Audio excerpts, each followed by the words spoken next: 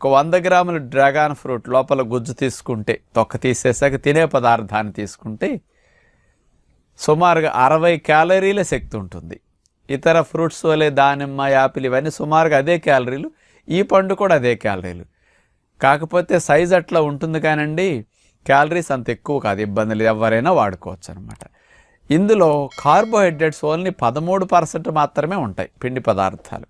Fibre మాత్రం 3 grams fibre ఉందన్నమాట. కొవ్వులు అసలు ఉండవు, 0. అట్లాగే ప్రోటీన్ 1.2 గ్రామ్ ప్రోటీన్ ఉంటుందన్నమాట 100 గ్రాముల్లో తీసుకుంటే. ఇది డ్రాగన్ ఫ్రూట్లో ఉన్న విషయాలు. ఇక ఇందులో మెయిన్గా చెప్పుకోదగ్గది ఏంటంటే మినరల్స్ బాగా ఉంటాయి అన్నమాట. అట్లాగే ఫాస్ఫరస్, జింకు, కాల్షియము, మెగ్నీషియము ఇట్లాంటివన్నీ కూడా, క్లోరైడ్స్ చాలా బాగా ఉన్నాయట. ఇవన్నీ సమృద్ధిగా